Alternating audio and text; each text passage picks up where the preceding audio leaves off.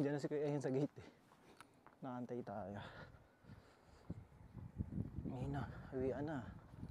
Alas 6 kasi uwian dito sa company namin. So pag tungtong ng alas 6, uwian na talaga. May ano dyan, yung napapalitan yung upuan. Upuan? Oo. Bakit? Sakit sa puwit. Ano kaya upuan? Ano ba upuan dun? Ito? Tingnan natin. Naalis to eh. Oo, angat mo lang. Na, tingnan ko kung baka parehas hindi ko nakukunin. Sakit po sa puwet. Ha?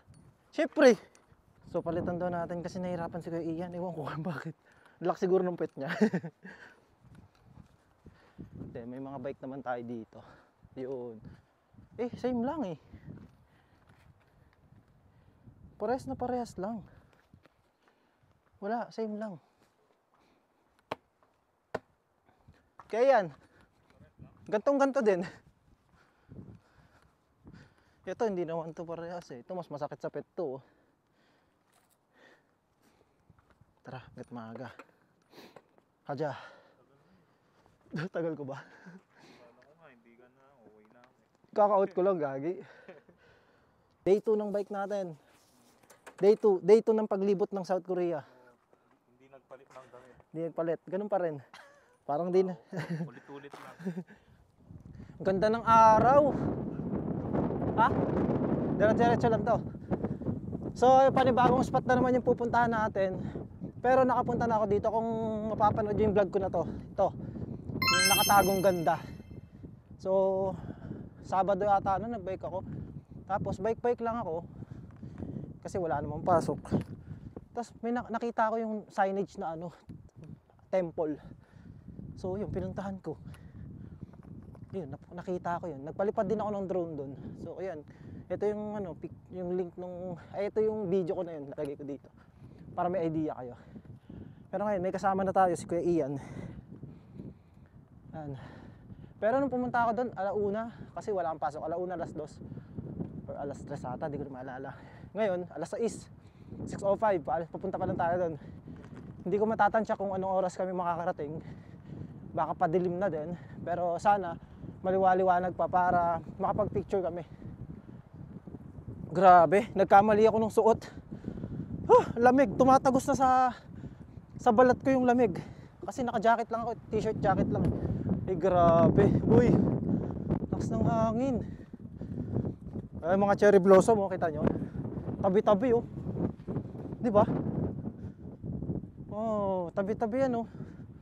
Kumbaga, yung cherry blossom mo to, wala sa pagkakaayos yung tanim niya. Parang nagkalat lang siya dyan. Eh, unti-unti na siya nung nagbo-bloom. Isa tong spot na to na pinupuntahan ko. Pagka nagbabike ako nung malapitan lang.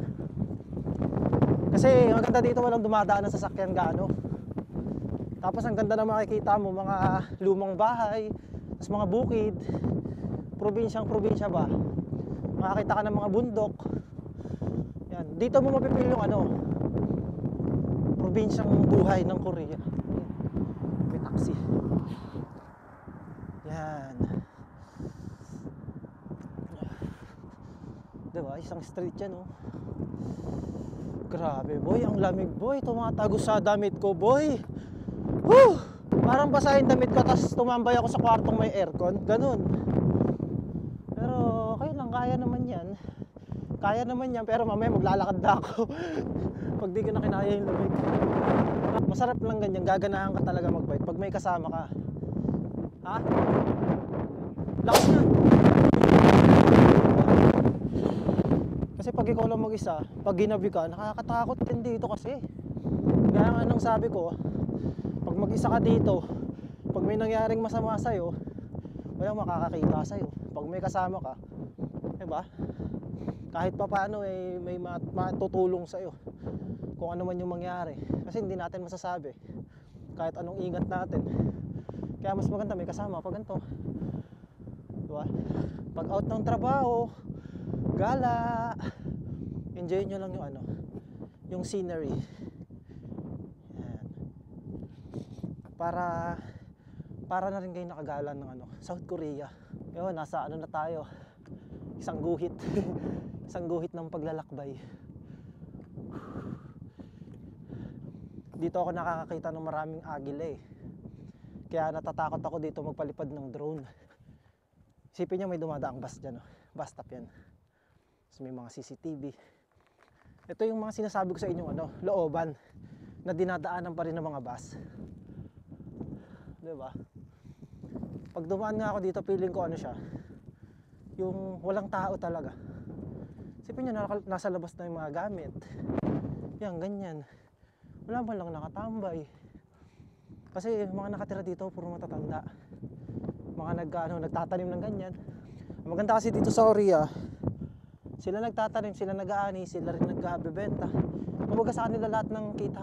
Yan, mga lupain yan, sa kanila lang yan. Diba? Sila lang ang boss. Wala silang boss na makikita mo yung may-ari, siya rin yung nagsasaka. Tapos pag naglalagay ka ng fertilizer dito, drone yung gamit. So ngayon, ewan ko kung makakita tayo ng drone. Malaking drone talaga na ang binubuhat niya ay ano yung binubuhat niya? Binubuhat niya yung malaking galon. Isipin niyo yun, malaking galon. So yan Sabi ni Kuya Asno, dito daw sila ng huli ng mga isda. Ang gamit nila nun lambat. Dami daw nilang nahuli. Naririnig ba ako sa mic? Mic check. Nagloko kasi yung mic ko nung nakaraan eh. Ba't parang natanggal yung Tanggal yung nilagay ko sa kanya.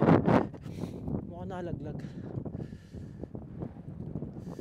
Ang ganda. Sarap sana magpalipad ng drone kaso ang dami kasing agila dito at saka ang lakas ng hangin ngayon, hindi kakayanin. Nagpalipad daw nung linggo eh. Hinahangin yung drone ko. Muntik na sumabit sa kawad ng kuryente. Pinaba ko na lang eh. Sabi ko, masisi. Ganda oh. Ganda naman.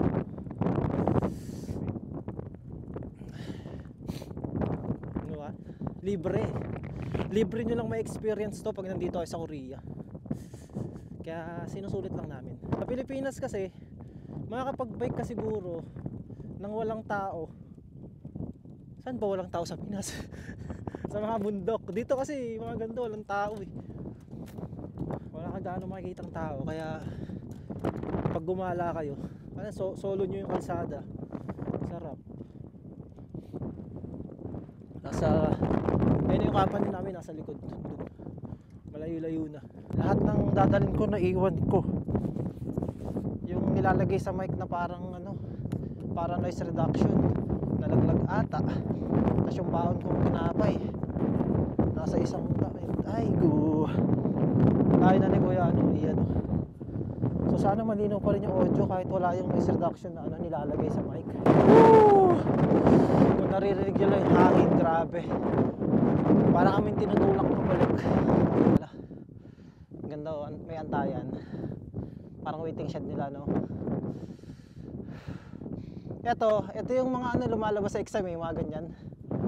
Ang laman niyan yung gato ko lang nalaman. Yung mga tinabas na palay, ayun yung laman niyan. Parang may traktora na dumadaan diyan sa mga palayan. Tapos automatic na siya nababalot ng ganun. Grabe yung putik dito. Parang dinaan, parang sa Pulilan, alam niyo yun. Yung piyesta ng kalabaw, yung lumuluhod yung mga kalabaw. Ganito yung kalsada pag taas dumaan ng mga kalabaw eh. Puro tayo ng kalabaw. Pero ito putik.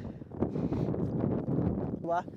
Pag nakagala ka dito sa lugar natin, ma-appreciate mo yung Cebu Mart 2 kasi doon lang meron eh. Dito wala. Wala mga grocery store dito. Parang kung sa Pilipinas to lahat ng kabarangay mo kilala mo eh. Ganito ba sa inyo sa Pampanga? Konti lang magkakapit-bahay no? Nung bata ako. Oo. Pero ngayon may anak na ako, tumatapit. Marami na yung magpapatayo ng bahay. Gagi, yung kulit naman dito. Parang hindi totoo. Parang hindi totoo itong nakikita ko. Wala kang para siyang alam mo yung parang nananaginip ka lang tapos ikaw lang tao. Tingnan mo naman, simbahan. Hindi, malamig din kasi kaya nasa loob sila. Malapit na tayo. Makita niyo kung gaano kaganda yan. Lahat ng pwede niyo makita dito maa-amaze kayo. Kasi bago sa paningin niyo. Kami ni Kuya Ian, wala naman kaming baong pera. Oh, libre lang yung gala namin. Bike lang ang meron kami. Oh, dyan. Dito, no? Ang gara ng mga bahay, oh. Grabe, may pinto, tas labas na agad, kalsada. Ang ganda. Ang ganda ng araw, boy. Solid. Alam mo yun? Para ka nare-recharge pahina. Ang ganyan, recharge pahina. Hindi, para mo gusto mo siyang ipil. Para kang battery na gusto mo ma-charge pero nanghihina pa. Nakalimutan ko na yung pangalan ng lugar na to, pero napunta na ako dito. Sa pa, 1, 2, 3. Pa, 1, 2, 3. Ganda dito. Alam mo, ayun lang nakarating, oh. Ayan, ayun lang yung temple.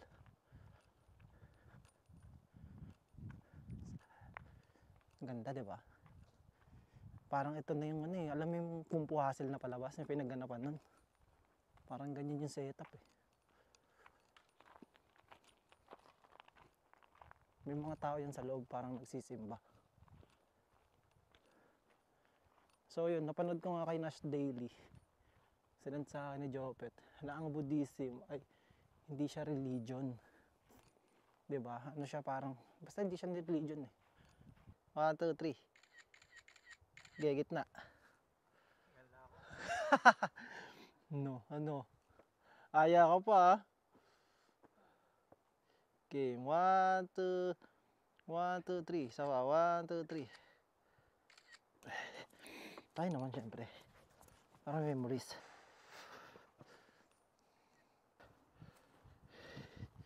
Okay, patunogin mo. Okay, sige nga, patunogin mo nga. Maririnig tayo. Sige. Okay, 1, 2, 3. Ba't may fire extinguisher? Okay. Tapos bigla mo nga na ano. Wag, gagi. Tumutunog siya. Tingnan mo. Uy. Gagi, ang lakas ng tunog niya. Uy, gagi. Uy, gagi. Tumatalbo. Uy, gagi. Gagi. Sara ulo. Tumunog. Sige, tara. May parang Ay na, lumabas. Lumabas?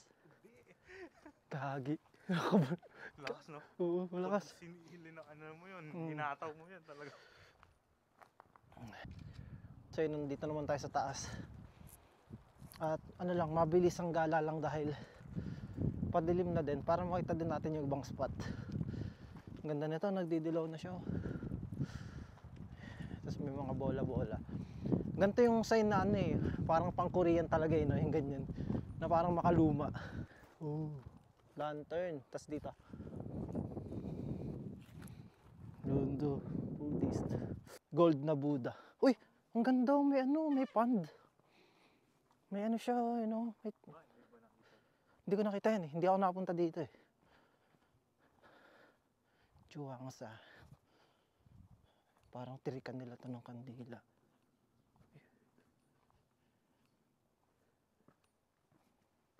Ay, may mga kandila.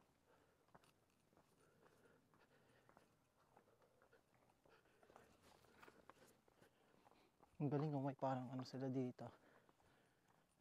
Basta, ano ba tawag dyan? Pond dito.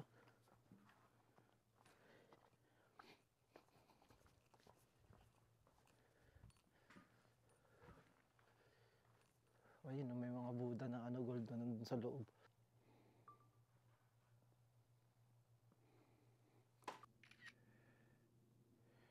Ayun, mas maganda pa yung may flash. Tayo. Tambay nga muna kami dito ni Kuya Ian. Uy.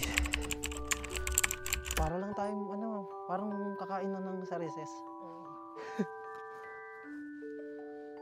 Sarap.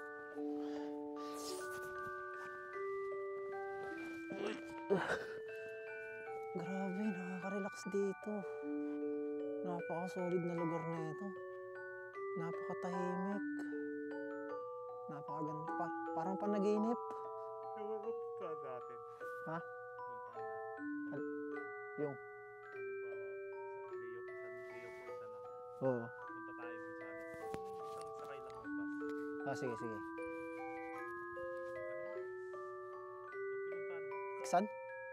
Hindi, nung nasa bus ka. Saan? Nung pumunta kami ng Gage tapos Jeonju. Jeonju. Oo. Nakalimutan. Mababait ang aso dito sa Korea kasi kulang sila sa alaga, sa aruga. Alam niyo yun, yung parang yung ibang aso hindi naman lahat, hindi sila nababantayan na yung may nag-aalaga talaga. Dito nga yung husky bantay lang. Mga husky bantay lang. Chow chow, ganun. Yung doon sa amin, ang laki. One. Sayang wala akong flash. Ang ganda. 2, 3.